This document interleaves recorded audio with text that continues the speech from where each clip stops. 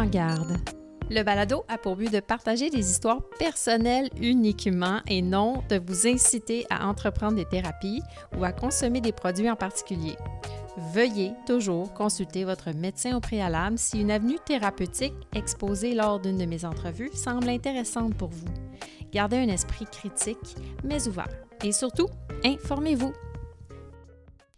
À part les pommes, épisode 16, nous sommes le 28 août 2024. Bienvenue.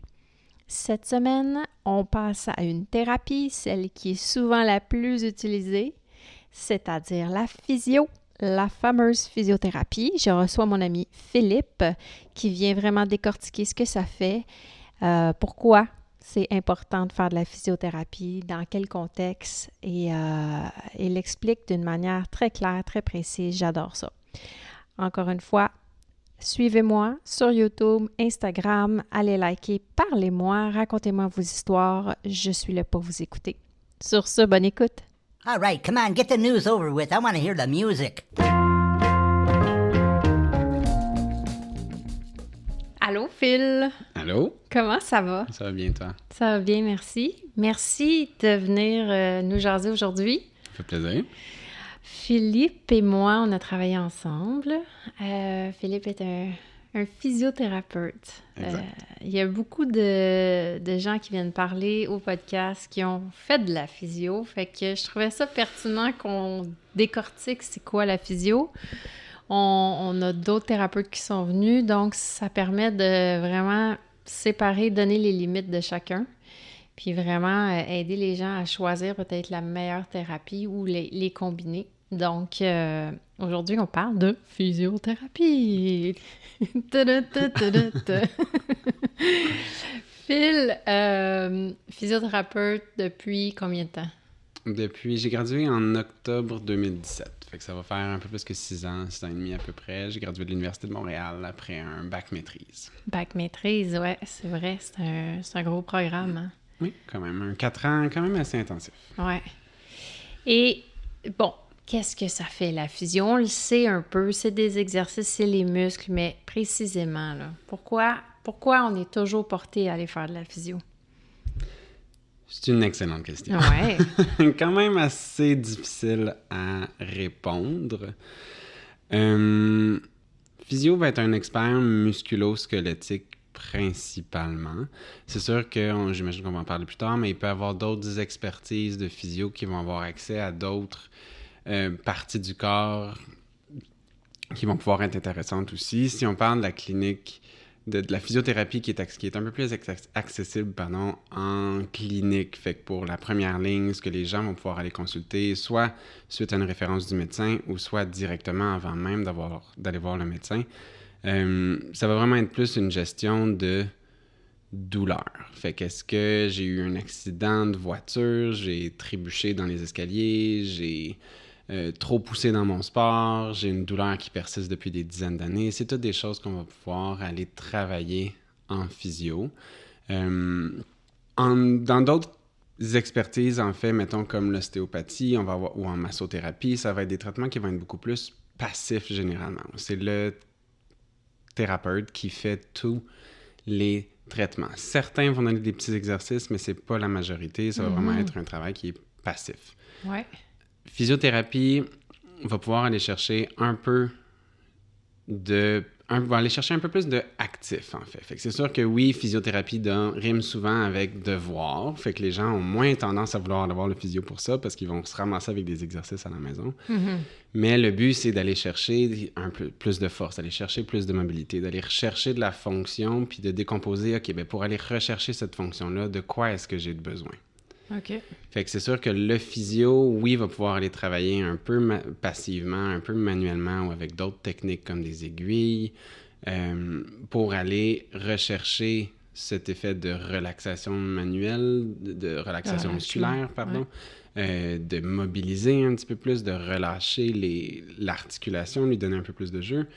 Mais ça va surtout être avec les exercices que les gens vont faire à la maison qu'on va réussir à bonifier un peu ce que le physiothérapeute fait pendant la demi-heure qu'il vous voit, l'heure qu'il vous voit pendant la semaine. Puis après ça, à la maison, vous pouvez aller chercher plus que ça. OK. OK. Fait que là, vous êtes les pros des muscles et des tendons et des ménisques et tout ce qui est musculo-squelettique, les articulations, en fait. Exact. Donc, vous êtes les pros de ça. Vous connaissez le corps en entier au niveau des muscles, au niveau de tout ce que je viens de nommer. Oui, Vous passez ces 4-5 ans-là à l'université à faire ça. Et exactement. et à comprendre ce que chaque muscle fait dans sa fonction de mobilité. Et Oui. je sais pas si les nerfs sont inclus là-dedans Les aussi. nerfs sont inclus là-dedans Oui, aussi. c'est ça. Fait que Exact. tout ce qui est neuropathie, s'il y a des engourdissements, des pertes de sensibilité, perte de force qui est reliée plus aux nerfs, plus que juste aux muscles qui fait mal. Ça, c'est aussi toutes des choses qui peuvent être faites avec le système neural. Est-ce que les os, c'est inclus aussi? Ou là, on est plus vers la chiropratie.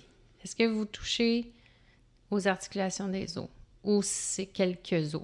Mettons la colonne, est-ce que vous allez là? Oui, on va pouvoir aller là. Oui, OK. Oui, c'est sûr que, tu sais, s'il y a une fracture, là, on relève plus du domaine médical. Oui. Il va falloir aller chercher tout ce qui est plâtre et compagnie, là, le protocole médical pour gérer cette fracture-là. Fait qu'à ce niveau-là, j'ai pas besoin de faire grand-chose là. À ce moment-là, du moins. Peut-être Oui, après. après, une fois qu'ils ont retiré le plâtre, si ça fait 6 semaines que la cheville ne bouge plus, par exemple, après une fracture de la cheville, ben, c'est sûr qu'il va falloir la recommencer à bouger de la bonne façon pour aller rechercher les capacités. OK. Mais os, en général, c'est rare qu'il y ait des pathologies ou des blessures qui vont seulement faire intervenir l'os. OK. L'os lui-même, le squelette humain est quand même fait de façon quand même assez stable. Ok. Ce qui va le gérer, c'est beaucoup la musculature autour. Un débalancement musculaire, il y a des muscles qui vont tirer plus d'un côté que de l'autre, un manque de souplesse d'un côté, manque de force de l'autre. Ça va influencer la position de l'articulation. Mhm. Mais en soi, la problématique vient quand même du système musculo-squelettique Je comprends. plus que de l'articulation en soi. OK. Fait que oui, on peut aller gérer tout ce qui est articulaire, que ce soit la colonne, que ce soit une épaule, que ce soit n'importe quel, même la mâchoire se fait en physio. Oups. Même la mâchoire se fait en physio. Fait que l'idée, ça va être beaucoup de gérer à travers la musculature autour, mais on peut gérer tout ce qui est osseux aussi. OK. Parfait. Fait que là, quelqu'un qui veut aller voir de la physio, il n'y a pas besoin d'une prescription du médecin, à moins qu'il y ait des assurances. C'est préférable de passer par le médecin ou pas? Pas toujours. Pas toujours, OK. Pas toujours. La grande majorité des assurances ne nécessitent pas de prescription en physio. OK, J'ai c'est bon vu à savoir. quelques assurances qui le demandaient. Les gens le savent habituellement. Puis normalement, ces assurances-là ont une très, très, très, très, très, très bonne couverture. Fait que OK. c'est pour justifier un peu la couverture que l'assureur offre aux clients qui demande une prescription médicale. D'accord. OK, mais c'est 10% des gens, même pas. OK. Fait que majoritairement, pas besoin de prescription médicale, on peut aller voir directement le physio. Donc, automatiquement, je me suis soit blessée, donc un accident X, ou je me lève, puis je commence à avoir des douleurs ou des choses comme ça, ou un accident répété, des mouvements répétés. On appelle un physio. Oui. Puis là, qu'est-ce qui se passe en clinique? Qu'est-ce que vous faites, vous? Ben, j'imagine qu'il y a une évaluation, là. Exact. Fait que, tu sais, c'est sûr qu'à travers toutes nos années d'université, ben, le physio apprend aussi à diagnostiquer. C'est pas un diagnostic médical, ça va être un peu plus une impression clinique en physiothérapie ou un diagnostic en physiothérapie, qui est pas exactement la même chose qu'un diagnostic médical. Mais on va aller voir, est-ce qu'il y a des problématiques qu'on considère majeures? Est-ce que, OK, tu as trébuché dans les escaliers, est-ce qu'il y a un risque que ta cheville soit brisée? Est-ce qu'il y a un risque que ton ligament soit déchiré? Est-ce que ton muscle a été trop étiré?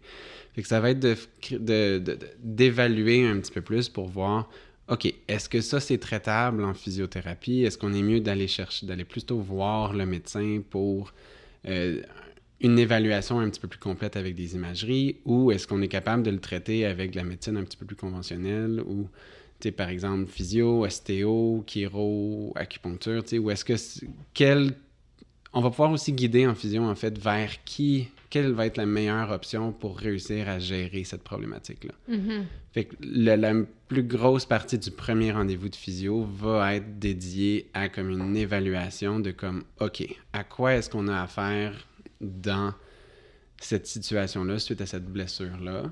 Est-ce qu'il y a des pathologies graves des cancers, des fractures, d'autres pathologies un petit peu plus systémiques qui vont nécessiter une intervention médicale? Ou est-ce que tout ça éclairé, parfait, on y va un petit peu plus vers du musculo-squelettique, puis on va être en mesure de le traiter sans problème. C'est ça, les fameux red flags, là, les drapeaux rouges, ça, vous êtes capable d'analyser ça puis de dire, oups, là, c'est peut-être mieux d'aller à l'urgence en ce moment. Exact. OK. Puis justement, mettons, moi, je me blesse, je tombe. Tu sais, notre réflexe en société, c'est d'aller à l'urgence parce que, ben, souvent, c'est juste ça qui est ouvert à ce moment-là, ou, tu sais, c'est le premier réflexe, mais où on veut des imageries médicales rapidement ou des choses comme ça. Donc, mais ça pourrait être pertinent d'appeler dans une clinique de physio pour se faire évaluer aussi. Définitivement. Ouais. En fait, te dire rapidement,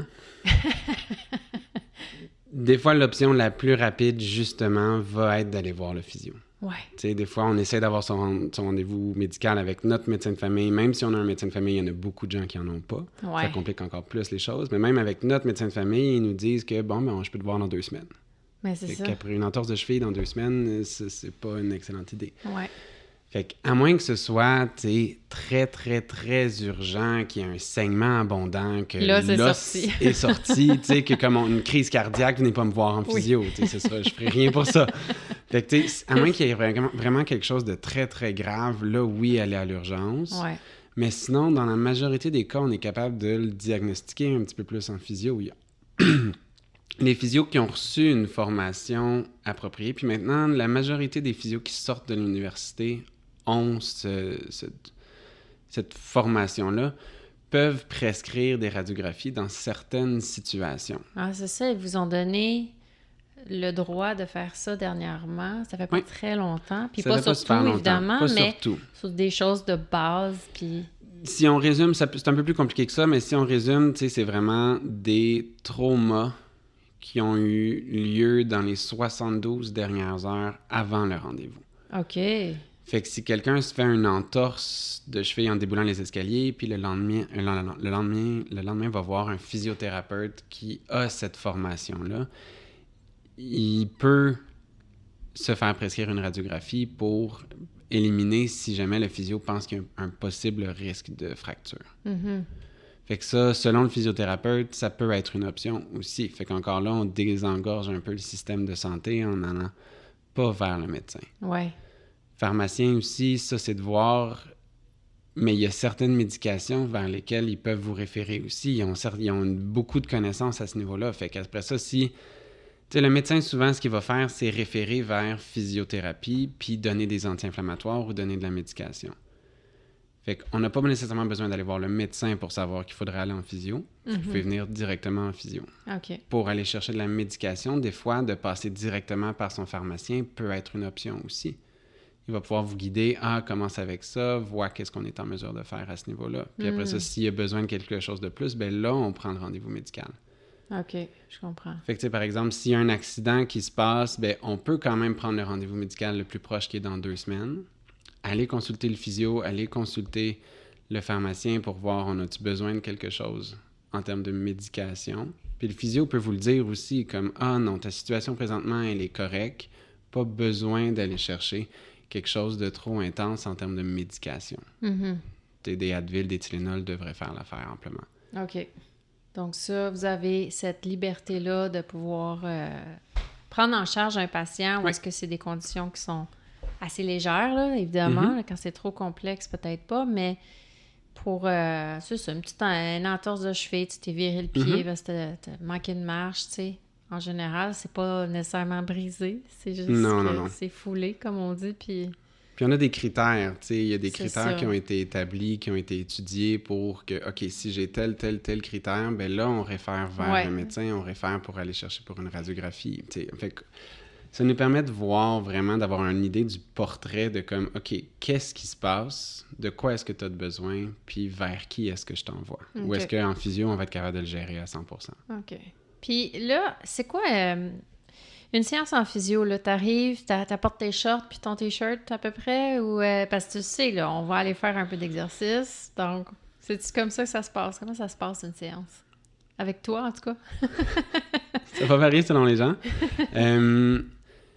En termes de matériel, ça va dépendre de c'est quoi le but de l'objectif de la séance en physio. Okay. Fait que, tu sais, la séance physiothérapie conventionnelle, je dirais, vers laquelle on va suite à une blessure, oui, l'idée, ça va être d'amener du linge qui va nous permettre de dégarnir un peu la région.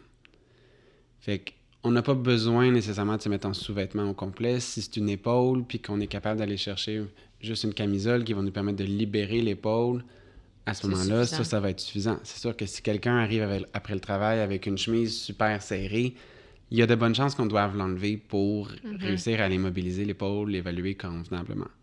Pour un genou, tu sais, des shorts, ça risque d'être mieux. Pour une hanche, ben là, des fois, ça peut être un peu plus tricky, fait que peut-être que sous-vêtements, sinon une paire de shorts de shorts plus petits, ou tu sais, ça va vraiment dépendre de la situation, mais l'important serait de penser à dégarnir la région. Fait que d'aller chercher quelque chose qui va nous permettre de ne pas être trop dans le chemin. OK. Puis après ça, toi, t'évalues, on est debout ou on est couché selon la pathologie, j'imagine? Ça va dépendre selon la pathologie, mais c'est sûr que la portion la plus importante de physio va être l'évaluation subjective au début. OK. Dans le sens que selon les pathologies, selon l'accident qui s'est passé, on va passer un bon 15, des fois 30, des fois 45 minutes, juste assis côte à côte, face à face, à discuter, voir, OK, comment ça a commencé, qu'est-ce qui s'est passé, voir, y a-t-il d'autres antécédents, y a-t-il d'autres conditions médicales, qu'est-ce que tu fais comme activité en termes de travail, qu'est-ce que tu fais en termes de loisirs, est-ce qu'il y a des sports que tu pratiques un petit peu plus, c'est d'avoir une idée de 80% en général des informations pertinentes pour le diagnostic par la suite viennent de cette évaluation subjective-là. Mm-hmm. Fait que si vous avez des détails sur la condition, sur ce qui s'est passé, ben là, tranquille. Le but, c'est de les donner maintenant au thérapeute. C'est sûr que là, ça va aider beaucoup en physio d'avoir tous ces petits détails-là. Si les détails sont pas pertinents, le physio va vous le dire, inquiétez-vous pas. Mais amenez-en le plus que vous pouvez. Des gens qui disent un petit peu plus, ben je sais pas comment ça s'est passé, je sais pas quand est-ce que ça fait mal. Beaucoup de je sais pas, ça rend un peu plus flou l'évaluation par la suite. Oui, parce que j'imagine qu'il y en a qui viennent, c'est pas parce qu'ils ont eu une chute, là, c'est parce que ça fait 2 ans qu'ils ont mal au dos. Oui, exact. Je pense qu'on va aller voir le physio. Ou ils ont, tu sais, ça fait 3 ans qu'ils ont mal, mais ils travaillaient ailleurs, puis soudainement, maintenant, ils ont accès à des assurances. Fait que là, ils décident de venir. Ouais. Puis c'est tant mieux. Puis il n'y a jamais de mauvais moment pour venir en physio. Ouais. Ça peut être maintenant, ça peut être, je me suis fait une entorse ce matin, puis il y a eu une place exceptionnelle cet après-midi, ou ça peut être dans 3 ans. Oui, c'est ça, j'allais demander, c'est quoi le délai, là? Idéalement, c'est le plus rapidement possible. OK. Parce que ça va nous permettre de, OK, repose. Mettons que c'est une entorse qui vient d'arriver, ben OK, repose-toi pour le 24-48 heures précédent, suivant, puis après ça, ben tranquillement, OK, ben on va y aller avec tel exercice qui va te permettre de recommencer à activer un petit peu plus ta mobilité, de reprendre le fonctionnement de ta cheville, puis tranquillement, on va pousser comme ça. Mm-hmm. Mais si ça fait 3 ans, ben l'idée, c'est qu'on ait quelque chose de plus chronique. Fait qu'on n'a pas nécessairement un impact. T'sais, ce ne sera pas de « Ah, ben là, arrête complètement ». Ça va être d'aller chercher un petit peu plus cette composante chronique-là, puis ça va être d'ajuster en conséquence. Fait que peu importe le moment auquel les gens viennent consulter, on va pouvoir faire quelque chose. C'est sûr que si la cheville est super gonflée, super douloureuse, ben je la mobiliserai peut-être pas tant que ça. Ouais. On va pouvoir voir un peu comment la cheville elle est, comment elle fonctionne. Mais ça va être de guider avec beaucoup d'éducation de la personne. Est-ce que je mets de la glace? Est-ce que je mets du chaud? Est-ce que je mets du poids? Est-ce que j'en mets pas? Est-ce que je bouge? Est-ce que je repose? Qu'est-ce que je fais? Est-ce que je prends la médication? J'en prends pas? Qu'est-ce que je fais? Souvent, les gens, c'est ça qu'ils ont comme question. J'ai aucune idée de ce que je fais avec ça. Ouais. Fait qu'ils se reposent pendant 2-3 semaines pour finalement se faire dire que c'était pas la bonne chose à faire, 3 semaines de repos. C'est ça. Faut éventuellement le mobiliser. Il faut le mobiliser le plus rapidement possible, en petites doses, en doses progressives. Exact. Mais fait que c'est un peu ça, c'est que peu importe le moment, l'idée, ça va être de venir en physio, puis on va discuter, on va éduquer principalement sur qu'est-ce que tu fais. OK. Quel exercice tu vas faire pour renforcer tout ça, renforcer les muscles autour aussi, puis l'articulation. Oui, du renforcement risque d'être dans les étapes un petit peu plus loin. OK. Souvent, que ça fasse 3 heures ou que ça fasse 3 ans, il y a une espèce de crainte qui s'est installée par rapport à certains mouvements. Fait Avant même qu'on aille chercher du renforcement, ça va être de redonner un peu confiance à la personne à faire ces mouvements-là. De comme, non, recommence, il n'y a rien de grave avec ta cheville, recommence à la bouger tranquillement. Tu ne vas pas chercher une douleur extrême, mais c'est correct d'aller chercher un peu d'inconfort, en tant que ça se calme par la suite. OK. Fait que, oui, il va y avoir de la mobilité, oui, il va y avoir du renforcement, mais ça reste que, surtout avec une blessure qui est traumatique ou une blessure qui est survenue, ça fait pas longtemps, le but premier, généralement, du physiothérapeute, c'est sûr que ça va dépendre des approches, mais le but premier va être de vous retourner au sport ou à votre activité. Si votre activité, c'est la marche, ben l'idée, ça va être que je veux que tu marches le plus rapidement possible. OK. Si c'est la course, il n'y a pas de meilleur exercice pour la course que de la course. Ouais. Fait que le plus vite je peux te retourner à la course, même si c'est moins longtemps, moins vite, ben c'est quand même déjà de la course. Ouais. Plus que juste un exercice que tu vas faire sur le bord. OK. Fait que tu sais, c'est OK, on repose du repos relatif qu'on veut. Fait qu'on veut reposer tout ce qui te fait mal, tout ce qui a tendance à t'irriter, mais après ça, tranquillement, c'est let's go. Là. Si ça te fait pas mal, puis que tu le tolères bien, puis que ça devient un peu inconfortable, mais que tout de suite après l'activité, ça se calme, puis que le lendemain, c'est pas pire, ben on peut pousser tranquillement un petit peu comme ça, puis on progresse doucement jusqu'à temps que le corps arrive à se guérir comme il faut. On se mentira pas, la physio fait pas de magie non plus. Le corps se guérit par lui-même. Je peux pas magiquement recoller un ligament. Je peux pas refaire en sorte que le muscle, soudainement, il a toute sa force. Nous, ce qu'on va faire, le physio, en fait, va guider comment bien faire le processus pour que le corps se répare de façon optimale le plus rapidement possible, avec le moins de séquelles possible. Mais ça reste que c'est le corps qui fait le travail. Puis il n'y a pas juste l'activité physique, il y a toute la vie autour là, qui peut jouer sur ta guérison. Stress, nutrition, sommeil, c'est toutes des choses qui vont pouvoir avoir un impact. Est-ce que vous avez des fois un peu des speeches là-dessus avec vos clients? C'est sûr que normalement, on va parler un peu plus de saines habitudes de vie. La première évaluation, souvent, c'est 1 heure. Généralement parlant. Il y en a qui peuvent être un peu plus longues, il y en a qui peuvent être un peu plus rapides. On n'a pas le temps d'aborder la vie de tout le monde au complet. Fait qu'on commence avec des conseils qui vont être un petit peu plus précis, spécifiques à ce qui se passe. Puis comme au fur et à mesure qu'on a des séances, puis qu'on avance, puis qu'on se rend compte que, tu sais, l'idée, c'est de discuter avec la personne aussi. Fait que si on se rend compte que comme, OK, tu marches pas, t'es sédentaire 24 heures sur 24, ben il va peut-être falloir qu'on active un petit peu plus, qu'on trouve une activité qui va être un peu plus active, mais qui va te plaire à toi aussi. Le but, c'est pas de faire de quoi que tu n'auras jamais fait. Non, c'est ça. Puis ça va t'emmerder, là. De t'emmerder à tous les jours. C'est d'aller trouver quelque chose que, OK, ben là, il va falloir qu'on commence à bouger pour telle raison. Puis voilà des options. Nutrition, c'est sûr que on n'est pas formé en nutrition. Fait qu'après ça peut être de référer vers un bon nutritionniste. Ou de référer vers des ressources que, OK, commence avec ça, si tu vois que ça aide, ben là, va voir une nutrition si tu veux le pousser un petit peu plus loin. C'est sûr qu'il y a des limites entre les différentes professions. Nutritionniste, la nutrition, en fait, n'est pas quelque chose qu'on peut pousser tant que ça en physio. On peut essayer de guider un petit peu plus. Ou du moins d'aborder le sujet et dire c'est un facteur aggravant ou améliorant qui peuvent aider à la guérison. Rendu là, il faut faire le chemin pour bien le faire et ça ne sera pas avec le physio, évidemment. Non, exact. Mais c'est là où la collaboration entre les différents professionnels peut être super pertinente. Nutrition, c'est pas immédiat non plus. Là. C'est pas un changement nutritionnel qui va faire un changement immédiat. Mais sur quelqu'un, par exemple, qui vient de se faire une belle fracture, on parle d'une... L'os prend en général 6 à 10 semaines avant de se guérir. Mais c'est sûr que quelqu'un qui est en forme, qui mange bien, qui dort bien, qui n'est pas trop stressé dans son quotidien, qui est jeune, la guérison risque de prendre beaucoup moins de temps que quelqu'un qui est sédentaire, fumeur, obèse, un petit peu plus vieux. C'est des facteurs mais c'est qu'après ça, s'il y en a qu'on peut aller travailler là-dedans, d'améliorer un petit peu plus le sommeil, d'améliorer un peu plus l'alimentation, au moins, ben, ça risque d'accélérer la guérison de la fracture pour qu'on ait cherché quelque chose qui va être plus solide, en fait. Puis là, La fameuse question, c'est sûr que tu dois l'entendre à chaque nouveau client. Ça va prendre combien de temps? Oui. Tu réponds quoi à ça? Évidemment, ça dépend de ta blessure, etc. Mais on fait combien de séances de physio de manière générale, là?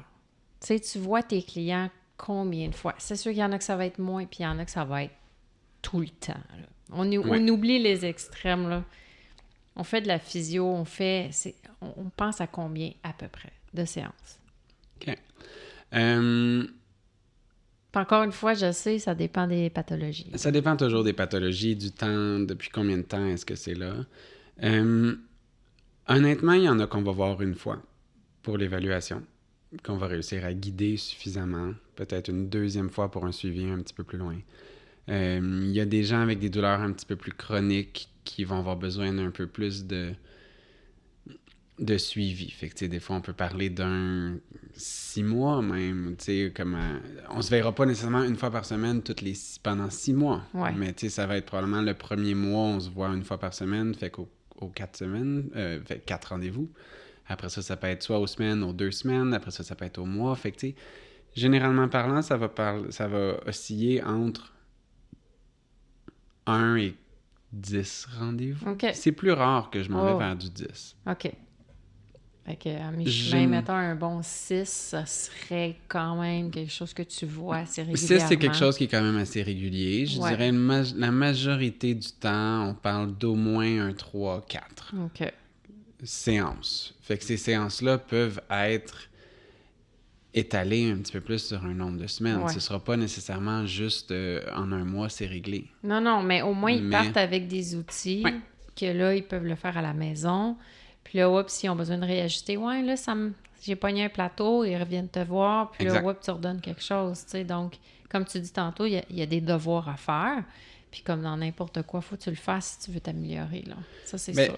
Oui, puis tu sais, le but, selon moi, puis là, ça va varier selon la vision des thérapeutes aussi, mais selon moi, le but de la physio, c'est de donner l'autonomie au patient. Ouais. Le moins tu viens me voir, le mieux je fais ma job. Ouais, ben oui. Fait que, le but, c'est pas de fonctionner avec un abonnement, que tu reviennes me voir à toutes les semaines si tu n'en as pas besoin. Si tu es capable de te mobiliser à la maison, si tu es capable de relâcher tes tensions musculaires à la maison, de te renforcer à la maison, c'est sûr que du renforcement, ça, je peux pas t'en donner. Je peux te guider, mais tu sais, tout ce qui est mobilité, relâchement musculaire, oui, on a des outils qu'on peut aller travailler en clinique, mais il y a aussi des outils qui se font super bien à la maison. Mm-hmm. Fait que plus j'arrive à éduquer la personne, à lui donner des exercices en soi, mais tu sais, ça reste que c'est des outils pour qu'elle arrive à gérer sa douleur. Ouais. Plus la personne arrive à appliquer ces exercices-là, ces outils-là, moins elle me voit. Fait que c'est un peu ça, tu sais, un peu comme tu disais tantôt avec le plateau, ben c'est je te donne des outils, des exercices qui vont être pertinents pour cette période-ci de ta blessure. Dans 2 semaines, ça se peut qu'on ait évolué vers quelque chose de complètement différent. Ouais. Si t'es pas capable de lever ta main devant toi, mais que finalement t'es capable de la lever à la tête, ce sera pas les mêmes exercices, ce sera pas les mêmes choses qu'on va aller travailler. Mm-hmm. Fait que ça va être de modifier ces outils-là selon la progression de la condition. OK. Là, on parle de la physio, on se blesse, les articulations qu'on connaît, là, le cou, les épaules, le coude, le bas du dos, mais il y a des affaires, je pense, qu'on n'est pas au courant que vous êtes capable de faire. Puis, donne-moi des pratiques que ça prend une espèce de ça prend de la formation continue en physio pour le faire. Je pense, par exemple, tout ce qui touche la mandibule. Je pense que c'est quelque chose d'un petit peu plus extra, là. Quand je dis mandibule, ça veut dire mâchoire. C'est pas tout le monde qui sait c'est où, là. L'articulation temporomandibulaire. Voilà. L'ATM. Ouais. Effectivement. Fait que c'est sûr que souvent, dans le cursus universitaire, la mâchoire, on va en parler un petit peu. Ouais. Ça va être une, mais après ça, on peut pousser beaucoup. Fait que, tu sais, l'articulation de la mâchoire en est une. Tout ce qui est le système vestibulaire. Fait qu'en termes d'étourdissement... L'oreille. L'oreille, oui. Fait que, tu sais, y a-tu des labyrinthites, des VPPB, plein de pathologies qui vont avoir lieu un petit peu plus à l'intérieur de l'oreille interne, puis qui vont causer des étourdissements, maux de tête, ou toutes ces pathologies-là peuvent être gérées un petit peu plus en physio aussi. OK. Il va y avoir des gens qui vont se spécialiser un petit peu plus avec les maux de tête, céphalée. Il y en a qui vont pouvoir aller se spécialiser. Si j'imagine, elles sont plus d'ordre musculo-squelettique ou ils peuvent être aussi traités d'une autre façon? Ça dépend. Des maux de tête, céphalée qui est le terme un peu plus scientifique, là, peuvent être très bien gérés en physio habituellement. OK. Migraine, là, on parle d'un petit peu plus quelque chose qui relève interne. du domaine de médecine. OK. Est-ce que ça veut pas dire qu'on peut pas avoir d'impact en physiothérapie? Il y a des diagnostics de migraine qui finalement sont des céphalées, il y a des céphalées qui finalement qui sont des migraines. Fait que, il y a des choses qui ont des particularités spécifiques, mais si ça fait longtemps que quelqu'un, peu importe la condition, je bifurque un petit peu, mais peu importe la condition, si ça fait longtemps que quelqu'un vit cette condition-là, ça vaut la peine d'explorer autre chose. Ouais. Avec des migraines, peut-être qu'il y a quelque chose au niveau du cou qui amplifie cette migraine-là. Fait que est-ce qu'on est capable de la faire disparaître? Peut-être pas. Mais est-ce qu'on est capable de la diminuer? Ouais. Peut-être que oui. Uh-huh. Que ce soit en Combiné physio avec ou en quelqu'un d'autre, ostéo, exactement. peu importe. Ouais, Mais ok. ça vaut la peine de pas juste se fier à... des fois, il y a des médecins qui ne recommanderont pas d'aller ailleurs ou qui vont pas suggérer d'aller ailleurs. Faites vos recherches, essayez de voir, allez-y, essayez-le. Surtout si vous avez des assurances rendues là, ça revient pas trop dispendieux non plus. Ouais. Mais ça vaut la peine d'aller voir. Est-ce que... Puis communiquer, s'il y a des adresses courriel d'un physio proche de chez vous, ben communiquez avec le physio. Est-ce que, OK, j'ai telle condition, est-ce que c'est quelque chose qu'on pourrait... que la physio pourrait traiter, en fait?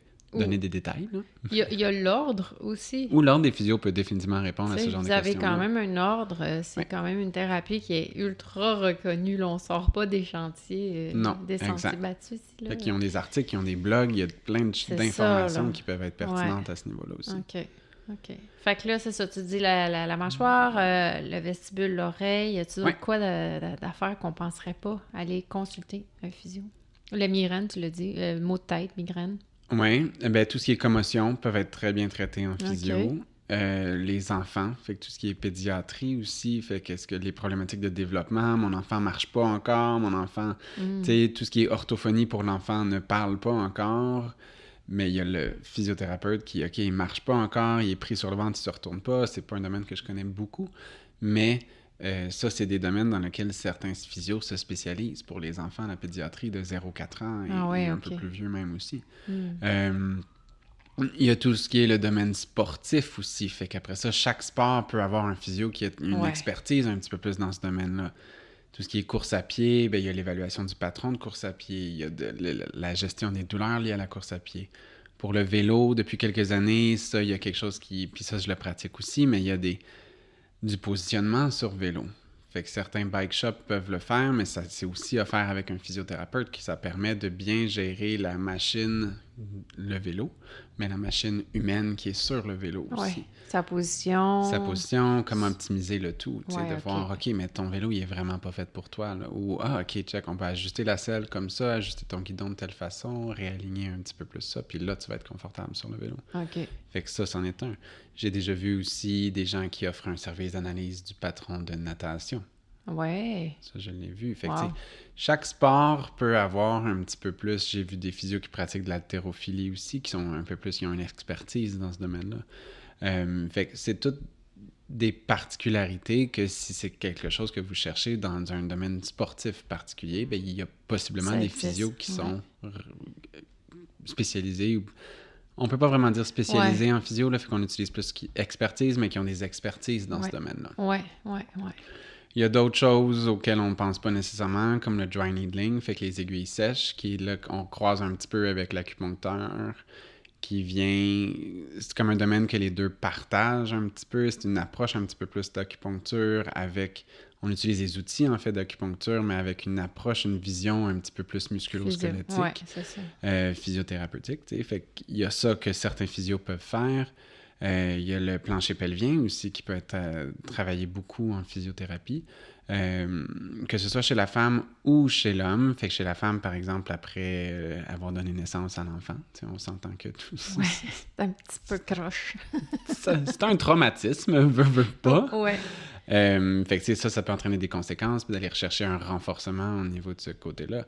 Tout ce qui est fuite urinaire, fuite fécale, douleur pendant les relations sexuelles, tu sais, ça, c'est toutes des choses. Autant chez la femme que chez l'homme, il y a beaucoup plus de thérapeutes femmes qui le pratiquent, mais il y a de plus en plus, tranquillement, de thérapeutes hommes qui offrent, du moins les services pour les hommes, principalement. Mais ça, c'est aussi une expertise qu'on peut aller chercher aussi, là. OK. Oui, c'est ça. Fait que c'est des choses que les gens ont, mais qui pensent pas que la physio pourrait être super pertinente à aller Ça, c'est le plus consulter. Ça, c'est plus dans, par exemple, une clinique. Mais au niveau du système hospitalier, il y en a beaucoup aussi. Fait que tout ce qui est neurologie, fait que par exemple, tout ce qui est des AVC, Oui, c'est vrai. des personnes qui sont paraplégiques, il y a des amputés aussi, il y a des physios qui se spécialisent pour redonner l'usage du membre qui a été amputé. On ne fait pas réapparaître une cheville, évidemment, mais ça nous permet de, OK, ben on va te faire fonctionner quand même avec l'absence de cette cheville-là. Ouais. Fait que, tu sais, tout ce qui est amputé, grand brûlé, neurologie avec tout ce qui est AVC ou autres problématiques, plus au niveau du système nerveux, au niveau du cerveau. Il y a cardio, comme on mentionnait tantôt. Fait que, tu sais, tout ça, on a vraiment... La physio touche à vraiment beaucoup, beaucoup de choses différentes. Fait que c'est sûr que... On a tendance à penser, je me suis fait mal au coude ou mal au dos, physio, mais il y a tellement plus...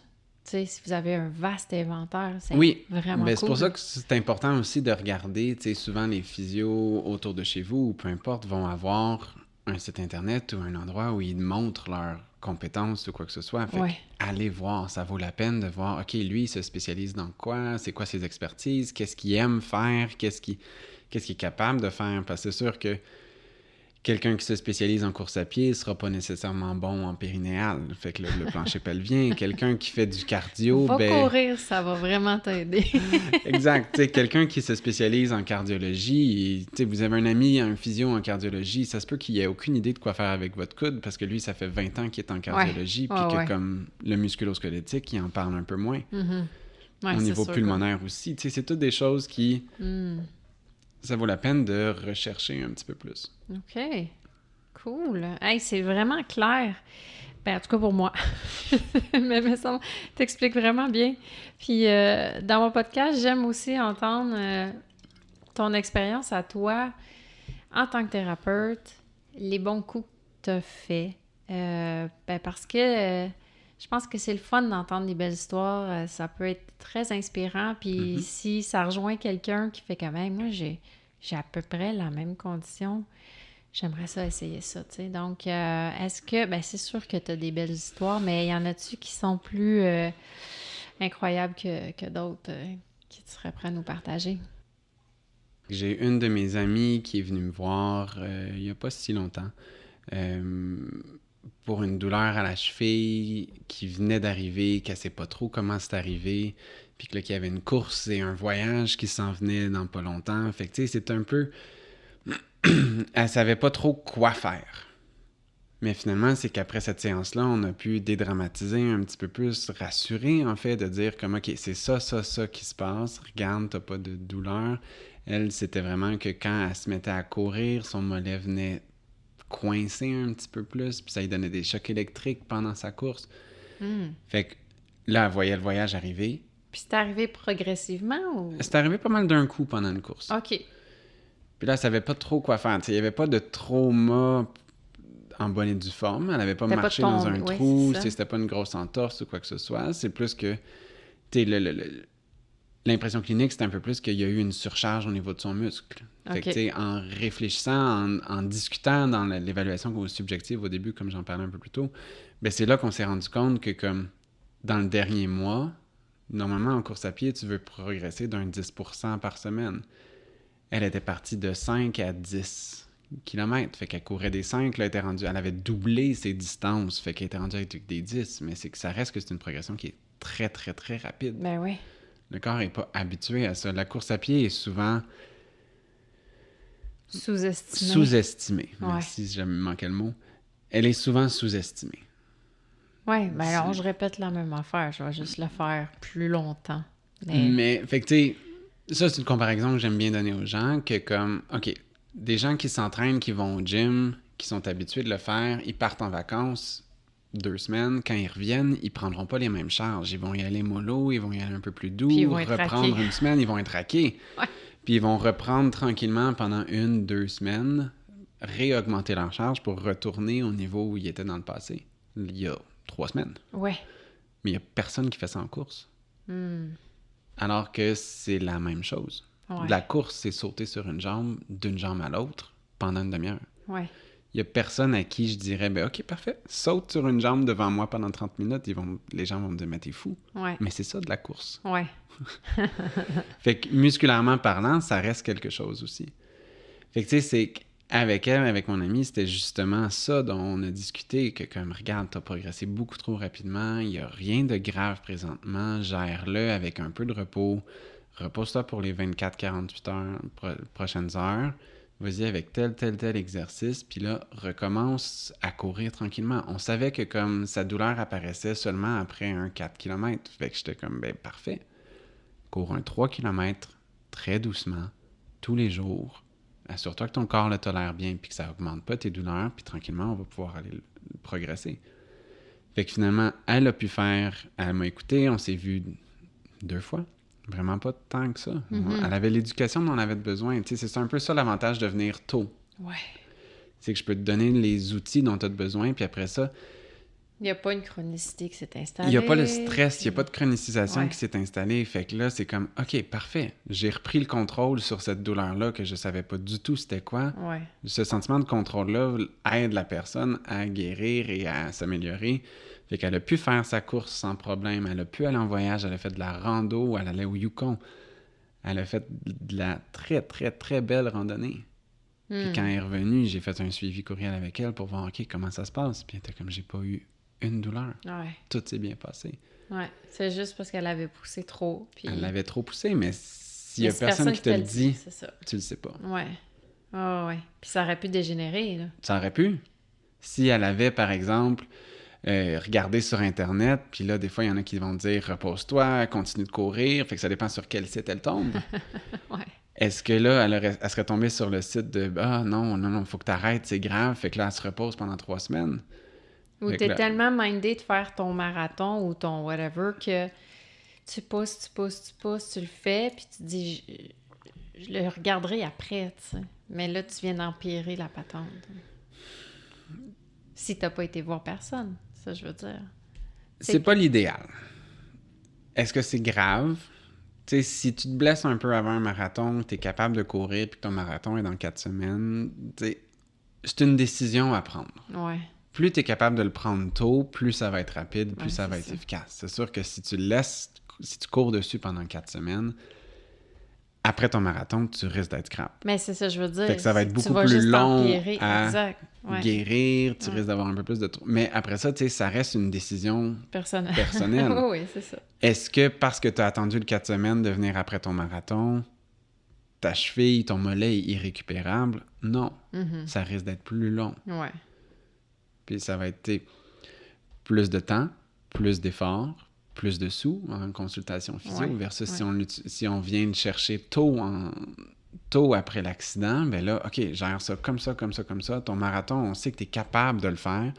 On va te gérer pour que tu n'aies pas de douleur avant. Puis tu sais, ça se peut que tu aies un peu de douleur pendant le marathon. On va se revoir après le marathon. Mais au moins, on va s'assurer que tu empires pas d'ici là puis que tu t'améliores le plus qu'on peut dans le 4 semaines avant ton marathon. Ouais. Fait que c'est une décision entre les deux. Mhm. Celle qui est habituellement recommandée serait celle qui est de venir plus rapidement, ne pas attendre que la blessure se chronicise ou persiste. Ou c'est grave. Même dans le pire des cas, vous allez voir le physio, il vous dit « Écoute, c'est vraiment pas grave, fais telle chose, ça va se régler. » Puis ça se règle en 1 semaine ou 2. Ouais. Tu sais, c'est pas... Oui, c'est des fonds, oui, c'est un rendez-vous avec le physio, mais ça reste que comme... On s'est évité beaucoup d'autres choses Ouais, après exactement. ça. Tu sais, ça donne une façon de « OK, il faut que je le gère de telle façon. Parfait, j'ai le contrôle là-dessus. C'est moi qui décide ce que je fais avec. » Fait que ça vaut la peine de venir rapidement. Ouais. Puis pour faire du 1000 sur ce que tu dis, est-ce que c'est pertinent, advenant que tu as les fonds, évidemment, ou les assurances, est-ce que c'est pertinent d'aller voir un physio de temps en temps pour prévenir? Qu'est-ce que tu en penses de ça? Comme moi, j'ai pas mal, mais si tu m'évalues, tu fais comme moi, mais je trouve que ta hanche gauche, moyen, tu sais, ou même moi, je vais te le dire, je le sais qu'elle est pas forte, tu sais, mais j'ai pas mal, je vis bien ma vie, mais est-ce que c'est pertinent en prévention, j'imagine, là? Est-ce que vous en voyez, premièrement? J'imagine que non. C'est Il y pas a prendre dans la société il y a de faire certaines ça. cliniques qui poussent progressivement pour avoir comme des physiothérapeutes de famille ou un peu comme notre médecin de famille. Tu sais, tu vas le voir pour t'assurer que tout va bien. Wow! Ça peut être utile. OK. Et on dirait qu'il y a un mec qui s'en vient.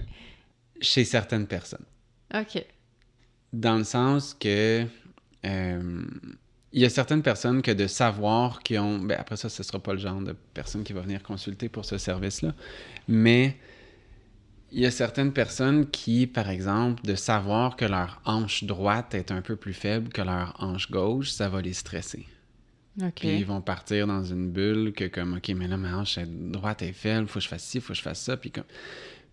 que ça pourrait quasiment devenir pire que si elle le savait juste pas. Ouais. Parce que dans sa vie quotidienne, ça lui fait pas mal. Elle fait des sports auxquels elle fait tout le temps les mêmes sports, fait que son corps est habitué. Tu sais, sa hanche droite, sa hanche gauche, que sa droite soit plus faible, Ouais. c'est pas grave. Je comprends. Ça change absolument rien à sa vie. OK. Fait que Mais ça pourrait pas causer plus tard des problèmes? Tu sais, mettons, c'est une faiblesse-là, c'est pas comme une prédisposition à peut-être te blesser plus tard, puis tu le prends d'avance? pas nécessairement. Il n'y a Non. pas de... Il n'y a pas de force parfaite. Ouais. Tu sais, si on le prend à sa formule la plus simple, là, le corps s'adapte. Ouais. Je comprends. Fait que l'important, le corps est capable de faire n'importe quoi. Ce qui va différencier entre quelqu'un qui se blesse puis quelqu'un qui s'adapte parfaitement sans aucun problème, c'est la vitesse à laquelle on essaye de s'adapter. OK. Fait que si quelqu'un veut se mettre à la course à pied, ben s'il commence avec, par exemple, des intervalles de course de marche, qui fait ça progressivement sur 2 mois, souvent c'est la longueur des programmes de course à pied de 0 à 5 km, par exemple. T'sais, s'il va avec des intervalles de course à pied, qu'il n'y a pas d'historique de blessure ou quoi que ce soit, à l'intérieur de 2 mois, il est capable de courir 5 km en 30 minutes sans problème. Qu'il ait une faiblesse à droite ou pas. Okay. Son corps va développer la force dont il a besoin pour subvenir à cette course-là. OK. C'est sûr que la personne qui se dit « Hey, je suis un athlète, j'ai jamais couru de ma vie, mais je vais faire un marathon dans 3 mois », puis qui décide de courir là, il y a peut-être un avantage parce qu'il y a une certaine capacité physique, mais après ça, les chances sont bonnes que son corps n'ait pas le temps nécessaire pour s'adapter. Okay. C'est là qu'il va développer des blessures. Même s'il était...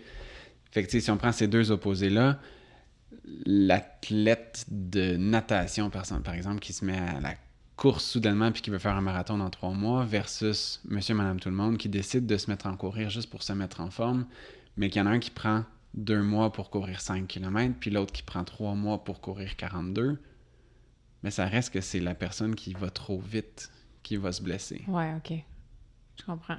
Versus l'autre qui avait un petit déséquilibre entre les deux. Ça paraîtra pas. Ça paraîtra pas. Son corps va s'adapter. Il va le faire comme il faut, puis c'est tout. T'sais, notre corps est pas symétrique. Ouais. Notre main droite, pour les droitiers, va être définitivement plus forte, va être plus compétente, plus agile, plus de dextérité que notre gauche. Ça veut pas dire que notre gauche, il faudrait la travailler pour qu'elle soit. Si, pour toi, par exemple, d'être gauchère, ça va te permettre de faire d'autres choses, de peinturer pendant que tu es en train d'écrire sur le clavier de l'autre main. Ou si c'est... Je dis n'importe quoi, mais si tu as besoin d'aller chercher ça, bien là, ça va être bon d'aller le pratiquer. Ouais. Fait que de la prévention comme ça, si tu ne prévois pas changer quoi que ce soit, personnellement, je pense pas que ce soit absolument nécessaire. Ouais, je comprends. Si, par contre, tu te dis, OK, Philippe, j'aimerais ça me mettre à la course. Comment est-ce que je fais ça? OK. Là, on peut le travailler. Fait que de se dire, OK, ben regarde, voici un plan sur les 8 prochaines semaines. Si tu veux, on peut faire tel exercice sur le côté, parallèlement à ta progression de course, qui vont nous permettre de développer ta force, de développer ton contrôle, tes capacités. Associé à la course associés précisément. à ce sport-là, Ouais, c'est ça. qui vont te permettre d'augmenter la tolérance musculaire, qui vont réduire tes risques de te blesser. Oui, OK. C'est en prévention dans ce style-là. En prévention pour quelque chose Ouais. qui s'en vient. OK. Mais en prévention De juste rien, ouais. pour le fun. Ouais. Moyen. Tu sais, c'est que, mettons, un médecin qui va avoir... Ils vont pouvoir prendre une prise de sang. Puis la prise de sang va donner des indices de « Ouf, toi, t'as un diabète qui s'en vient. » C'est des indices qui sont clairs, qui ont été étudiés, que comme « Oui, OK, t'as tel degré d'insuline dans ton corps. Oups, faudrait qu'on le retravaille. Ouais. Il va falloir qu'on aille intervenir avant que tu aies un diabète. » Il n'y a pas d'indice comme ça au niveau physique tant que ça. OK. Moi et toi, on peut avoir deux forces totalement différentes. On a des activités totalement différentes, un mode de vie totalement différent. Tu pourrais être plus forte que moi au niveau des jambes, mais je pourrais être plus adapté que toi au niveau de la course. Tu sais, il n'y a rien, il n'y a pas un standard. Ouais, C'est pour ça que des fois, j'ai de la misère avec les évaluations plus préventives. C'est sûr que pour quelqu'un qui veut se développer, qui veut aller rechercher un peu plus de force, qui a l'impression d'être plus faible, à ce moment-là, parfait, on peut aller le travailler. Ouais. Quand c'est évident, là, ou que, tu sais, Ouais. c'est quelque chose qui traîne. Mais qu'il y a un objectif en arrière de tout ça. Mais si c'est juste au cas. Ouais. Mais je change aucun... Je fais rien. J'ai pas de plan, j'ai rien de... Ça veut pas dire que ce sera pas pertinent, dans le sens que le physio va être en mesure d'aller chercher quelque chose quand même. Tu sais, un travailleur de bureau qui a les trapèzes comme 2 blocs de béton, ben, est-ce qu'on peut aller chercher des exercices posturaux? Est-ce qu'on peut aller chercher un renforcement au niveau des trapèzes? Cette personne-là n'a pas de douleur, mais il y a des choses qu'on pourrait optimiser. Fait que, tu sais, dans cette dimension-là, oui, ça peut être pertinent. Mais il faut quand même qu'il y ait habituellement un symptôme. Il faut qu'il y ait un contexte quelconque pourquoi c'est nécessaire. Pas juste, je vais aller faire ça juste pour le plaisir. Oui. Je comprends.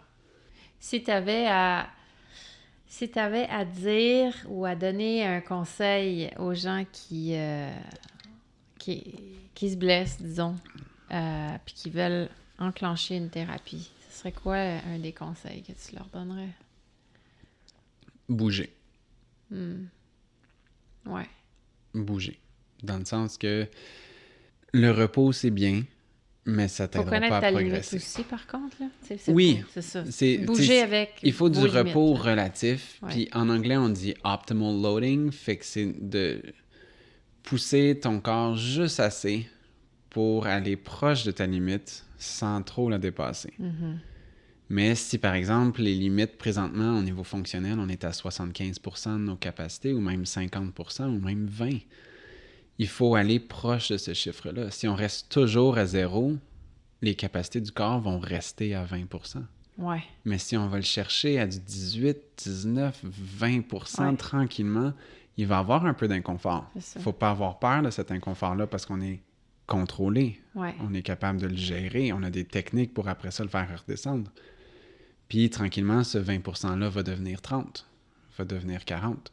C'est sûr que si on est à 20% puis qu'on se demande 100% puis qu'on l'ignore, ben là, nos capacités vont continuer de diminuer parce qu'on va s'irriter. Oui, c'est ça. Ça, c'est le classique athlète là, qui veut retourner jouer tout de suite. Là.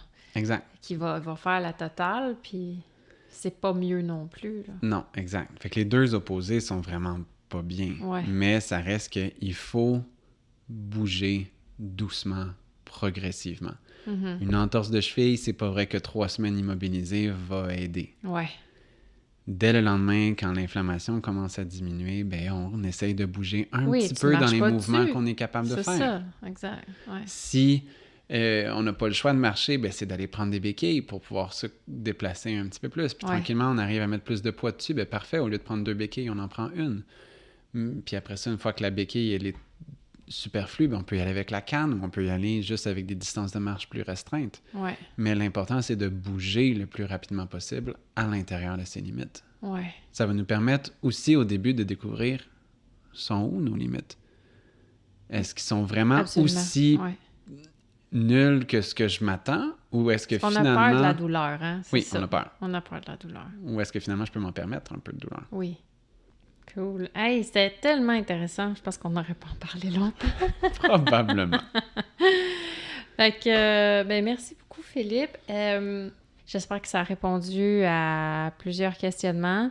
Et si jamais les gens ont des questions, ben, les informations de Philippe seront dans les descriptions du podcast. Mm-hmm. Puis tu vas pouvoir répondre. Exact. Fait que merci beaucoup à toi de m'avoir reçu puis de m'être permis d'avoir discuté un petit peu plus ça puis de répandre la bonne nouvelle, comme on dit, ou en fait de plus qu'est-ce que c'est la physiothérapie et comment ça peut aider. Puis oui, effectivement, mon adresse courriel, elle va être disponible, fait que n'hésitez pas, écrivez-moi, ça va me faire plaisir de vous aider. Donnez-moi des détails un petit peu, s'il vous plaît, quand même. Pas juste j'ai mal. Mais, tu sais, ça va me faire plaisir de répondre à vos questions, puis si jamais on voit, ben, si je peux vous aider avec juste une réponse courriel, on y va avec ça. Sinon, ben, je vais vous dire, non, mais allez voir le physio, ou allez, je vais vous recommander, vous diriger vers la bonne direction. Super. Merci beaucoup. Merci, Philippe.